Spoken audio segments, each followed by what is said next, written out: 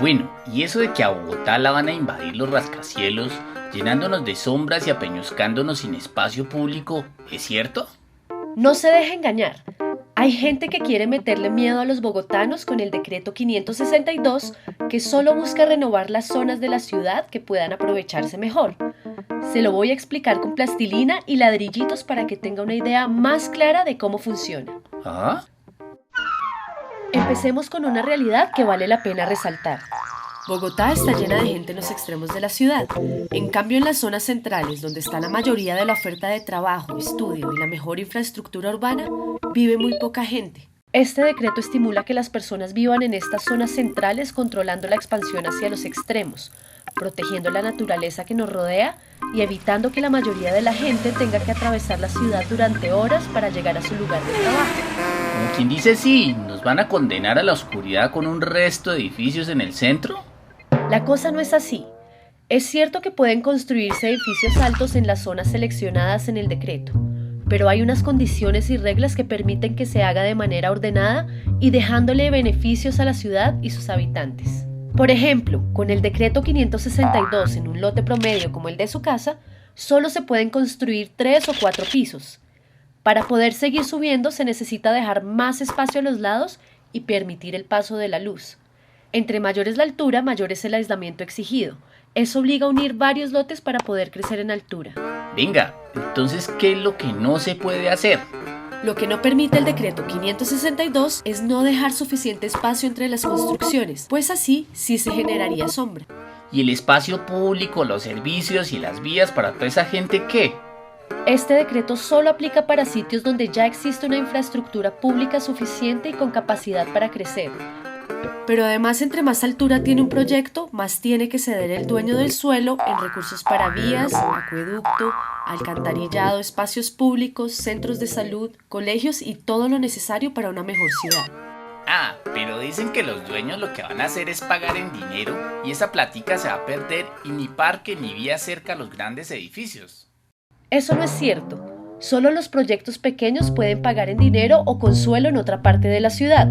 Los edificios grandes que tengan que ceder más de 2.000 metros cuadrados están obligados a dejarlos en el mismo sitio donde se construyen. Por ejemplo, este edificio de 50 pisos, si se construyera bajo los parámetros del decreto 562, debería tener un lote el doble de grande del que tiene actualmente para dejar los aislamientos necesarios, y tendría que ceder el 66% de ese lote para espacio público, lo que equivale a construir un parque de 3.500 metros cuadrados a su lado.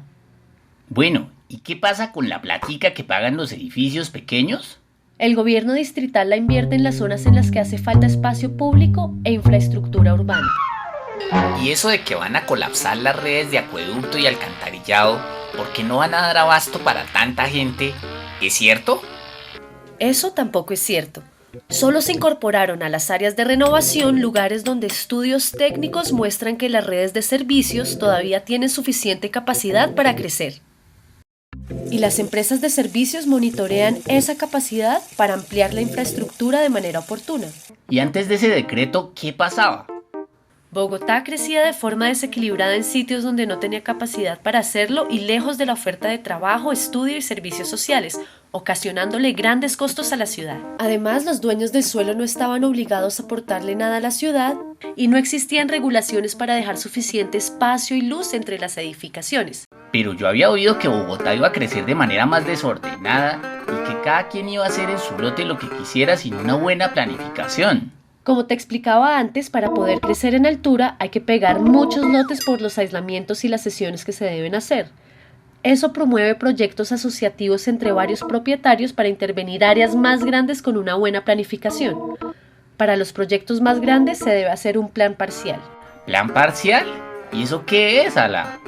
Es un proyecto en el que el interesado en renovar una zona tiene que presentarle a la Secretaría de Planeación los estudios y planes de tránsito, espacio público, redes de servicios públicos, manejo ambiental, conservación del patrimonio cultural y de gestión social con la comunidad que vive en la zona. ¿Y qué pasa con las personas que viven en las zonas de renovación? Antes, cuando se renovaba una zona, a las personas generalmente les tocaba irse a vivir a otro lado, pues quedarse resultaba muy costoso. Este decreto funciona en conjunto con otros para darle la posibilidad a los habitantes de participar de los beneficios de la renovación sin ser expulsados y se les mantiene el estrato que tenían para que no les suban los servicios públicos. Además, hay incentivos para la construcción de vivienda para los más pobres en esa zona. O sea que esto es solo para los pobres. No, hay barrios acomodados como La Castellana o Nicolás de Federman, donde se había vuelto más rentable convertir las casas en oficinas y hay cada vez menos familias viviendo en ellas. Con este decreto se evita que esto suceda. Y entonces, ¿por qué nos quieren meter miedo con el decreto 562, Ala?